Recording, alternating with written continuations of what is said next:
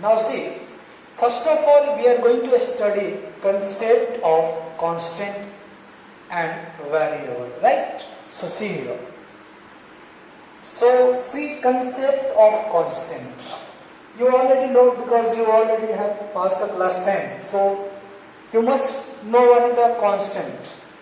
The quantity whose value will not change throughout the process is called constant. The quantity whose value will not change throughout the process is called constant. Constant means the quantity whose value will not change. Suppose that I am taking x plus y is equal to 3. My dear, you can take whatever value of x and whatever value of y. But this value will remain same. This will not going to change. This will not going to change. So this is called constant. Done, buddy? This is not going to change. So this is called constant. Simple. Another is called variable. Variable means what? The value which can be changed throughout the process. Variable, the value which can be changed throughout the process. In the same example, x plus y is equal to 3. Now say, suppose that I select this is a x and this is a y and this is a 3. X is 1. So what should be y? X is 1. So y should be 2. Now suppose x is 2, then y is what? 1. So see here. But this is remain 3, this is remain 3. So see, if you change the x 1 to 2, y change 2 to 1. So value of x and y changing, but right side value remains constant. It means here x will be variable, y will be variable, but 3 is what? Constant. So this is a concept of constant and variable. Done, buddy? Is there any issue? No issue. Now we are coming on the function. Types of variable, then function.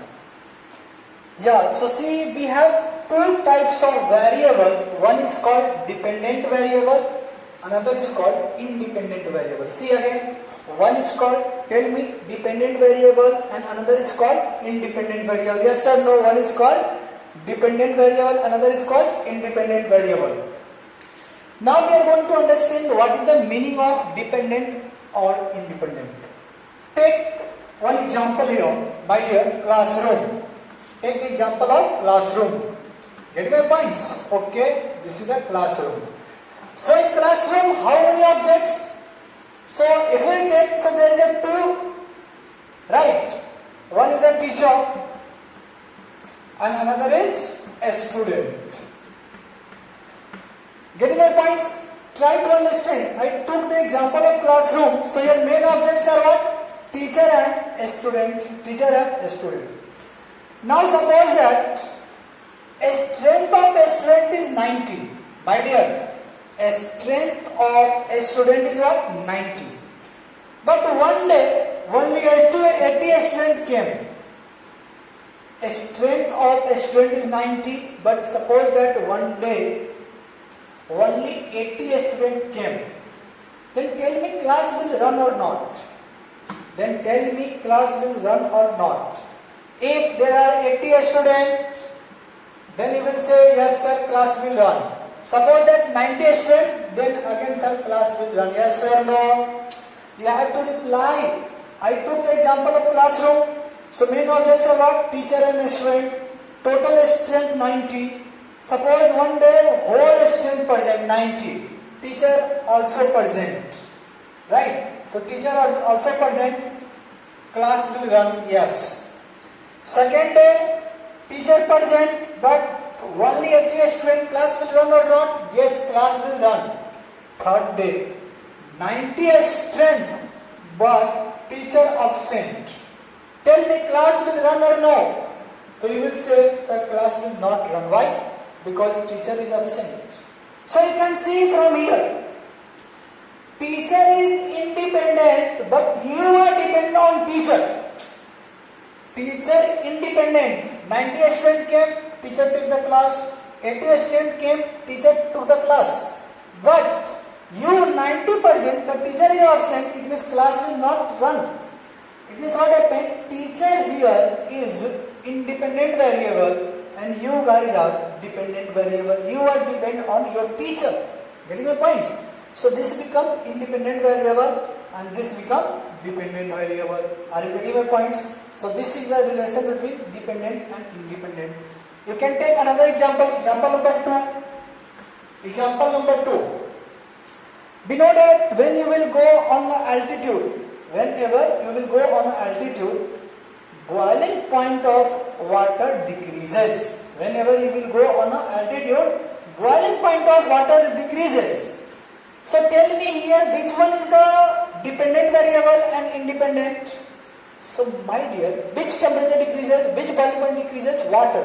So boiling point of water will be here dependent variable, because height not going to change according to you. Getting my points? So just I write it. See one example here. On increasing, just I show you. Now it is visible. Little bit. Okay. Now, yeah. See here. On increasing altitude, boiling point of water decreases. So first of all, what we can say, boiling point of water, right, is a function of height. See, boiling point of water is a function of height, yes or no? Getting my points?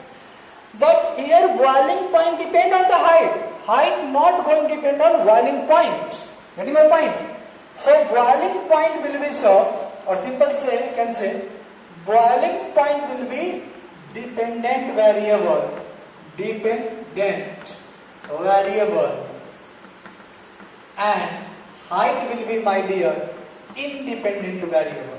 So now I think you are able to understand how you can find what is dependent variable and what is independent variable.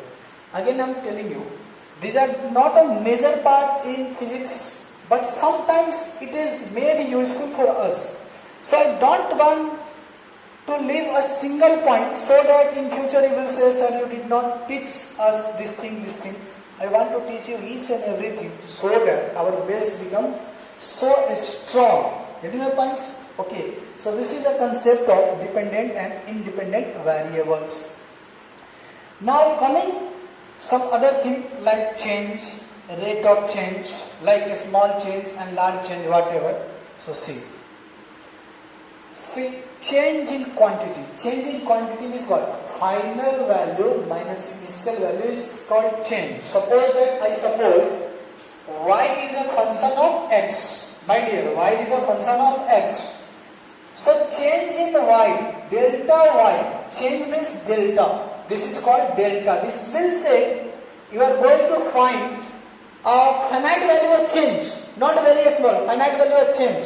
So delta y, this will be final value of function minus initial value of function. This is called change.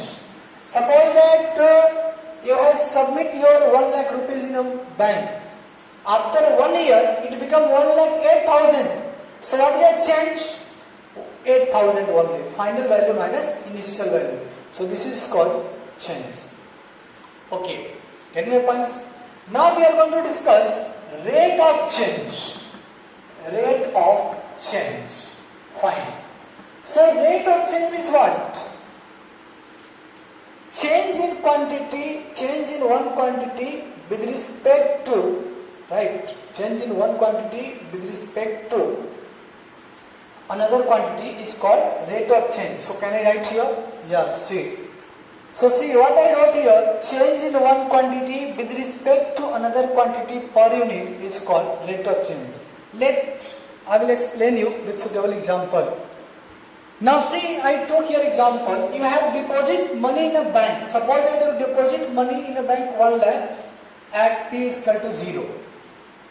After 1 year, this become 1,08,000.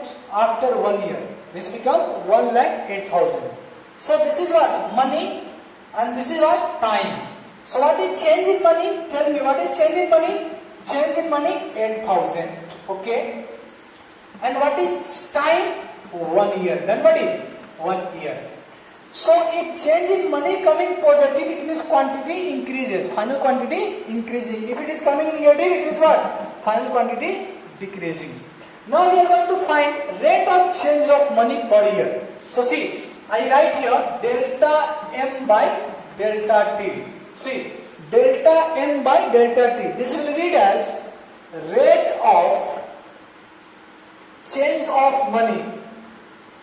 Change of money per year. Money per year. Rate of change of money per year.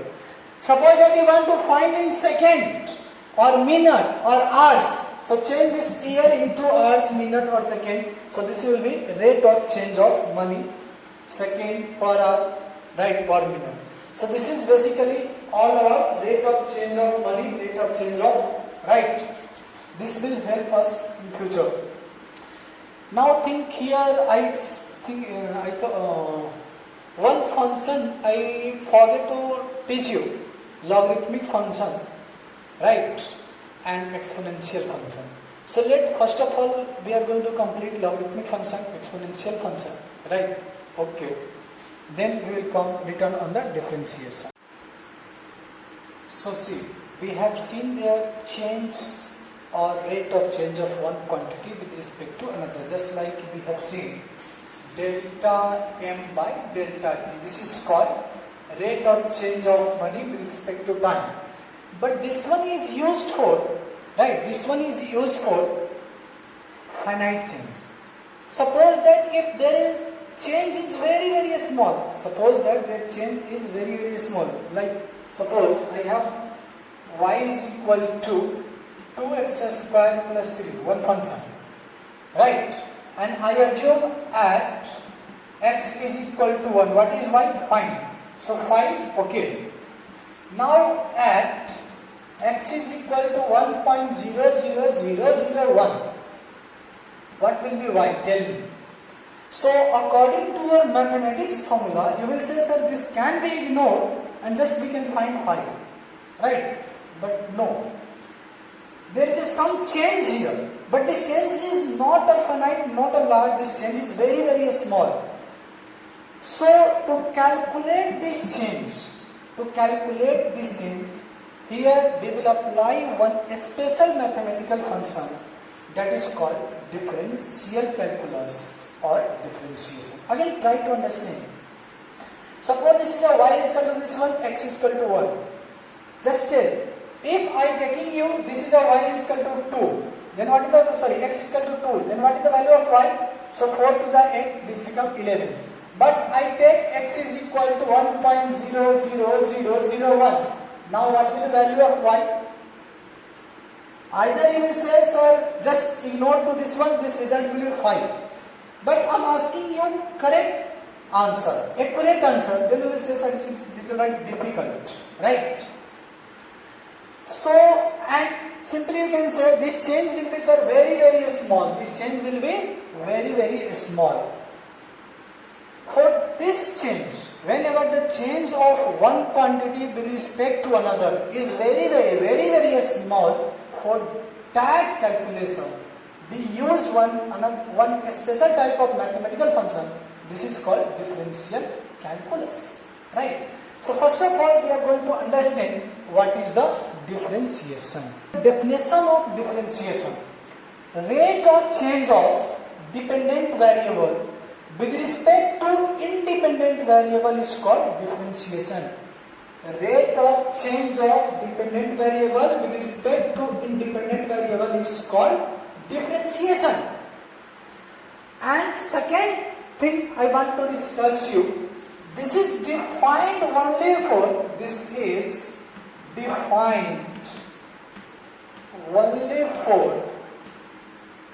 very small rate. Now the thing is that how you will differentiate a small rate and finite rate. Suppose that delta m by delta t, this is what? Rate of change of money with respect to time. So this is basically finite rate of change. Finite rate of change. If I am writing here dm by dt, it means divisible? Not. So wait. So see, delta m by delta t, this is the finite rate of change. We are not going to calculate this one by differentiation. By here we can calculate this is simply final minus initial, final minus initial money, final time minus initial time. But del dm by dt, this is called infinitesimally a small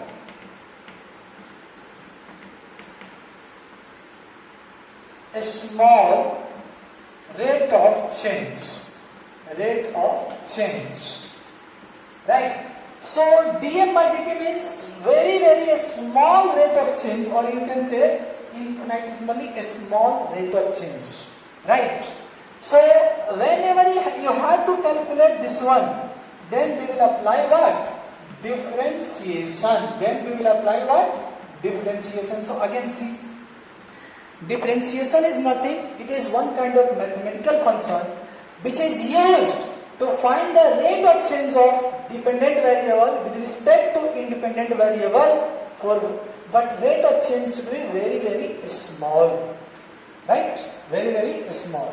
Now how we can represent symbol? So first of all, try to understand. Suppose that y is a function of x.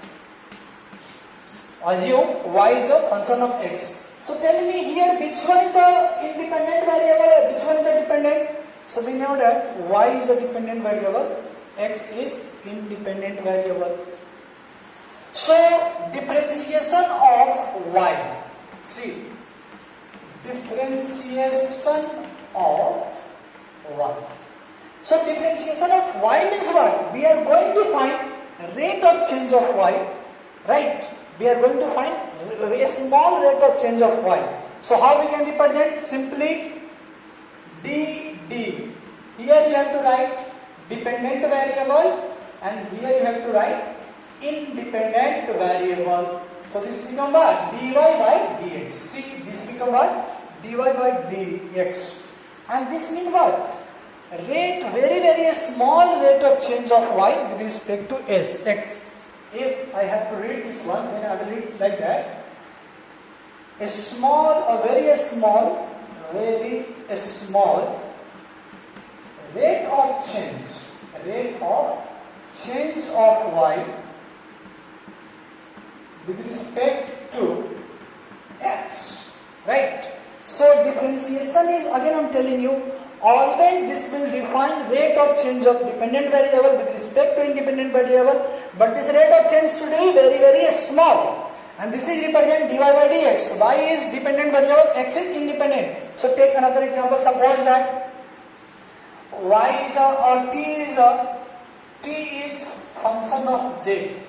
So how you can write here differentiation? Suppose t is a function of z. So here t will be dependent variable, z will be independent. So here we can write dt by dz.